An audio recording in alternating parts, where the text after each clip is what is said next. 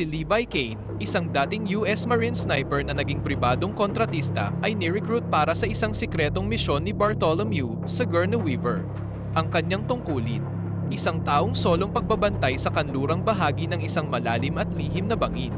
Hindi niya alam na sa kabilang panig, si Drasa, isang Lithuanian sniper na nagtatrabaho para sa Russian intelligence, ay may parehong misyon. Ang kanilang gawain ay pigilan ang anumang nilalang na lumabas mula sa kailaliman at mahigpit na ipinagbabawal ang anumang komunikasyon sa isa't isa. Pagdating ni Levi sa kanyang pwesto, siya ay binigyan ng briefing ng kanyang pinalitang bantay.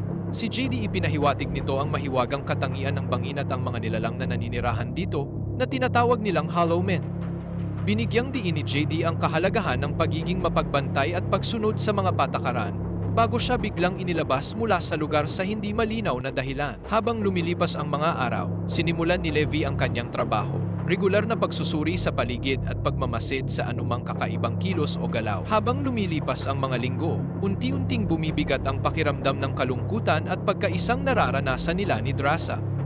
Sa kaarawan ni Drasa, nagpasya siyang magpakita ng isang mensaheng isinulat sa papel upang makuha ang atensyon ni Levi. Sa kabila ng kanyang pag-aalinlangan, sumagot si Levi at nagumpisa silang magpalitan ng mga mensahe gamit ang imprebusadong senyales at binoculars. Sa kalaunan, ang kanilang komunikasyon ay hindi na lang limitado sa simpleng pagpapakilala kundi nagiging mas personal na pagbabahagi ng kanilang mga kwento, isang tahimik na pagsuway sa utos ng kanilang mga superior. Habang tumatagal, mas lalo silang nagiging malapit sa isa't isa. Upang maibsan ang kanilang lungkot at kawalan ng ibang makausap, naglalaro sila ng chess at pinapatugtog ang kanilang paboritong musika mula sa kani-kanilang tower. Ang kanilang ugnayan ay nagiging isang mahalagang sandigan sa harap ng takot at pangamba sa maaaring mangyari sa bangin. Ang kanilang pang-araw-araw na gawain ay biglang naputol nang magkasamang nilang hinarap ang isang pagsalakay ng mga Hollow Men na tangkang tumakas mula sa kailaliman. Ang engkwentro ay nagbigay linaw sa tunay na panganib ng kanilang misyon at ang halaga ng kanilang ginagampanang papel. Sa gitna ng matinding labanan, mas lalong tumibay ang tiwala nila sa isa't isa. Dahil sa lumalalim nilang damdamin para sa isa't isa, naisip ni Levi ang isang plano upang magkita sila ng personal. Gumamit siya ng improbisadong zipline upang matawid ang bangin. Nang magtagpo sila, nagbahagi sila ng pagkain, kwento at mga pangarap, pati na rin ang kanilang mga takot. Ang lihim na pagkikitang ito ay naging isang mahalagang punto sa kanilang relasyon, isang tahasang pagsuway sa utos ng kanilang mga nakatataas. Sa isang hindi inaasahang pangyayari, bumigay ang isang bahagi ng istruktura at nahulog si Levi sa kailaliman ng bangin. Agad namang sumunod si Drasa upang sagipin siya. Sa kanilang paggalugad sa ilalim, natuklasan nilang may mga labi ng isang matagal nang inabandonang B-Weapons Research Facility.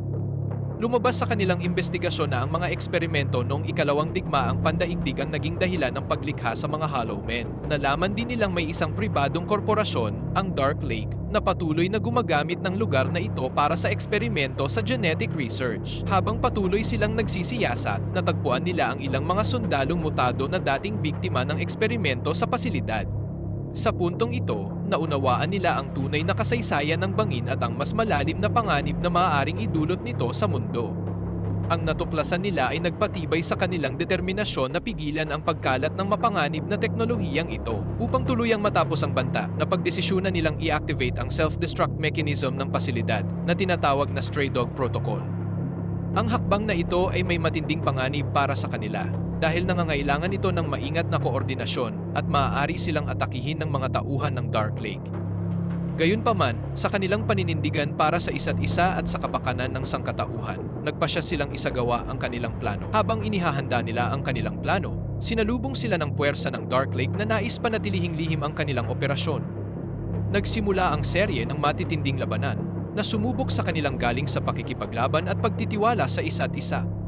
Ang kasukdulan ng kanilang pagsisikap ang magpapasya kung ano ang magiging kapalaran nila ng buong mundo, habang patuloy nilang nilalabanan ang anino ng kanilang nakaraan. Please follow for more movie clip.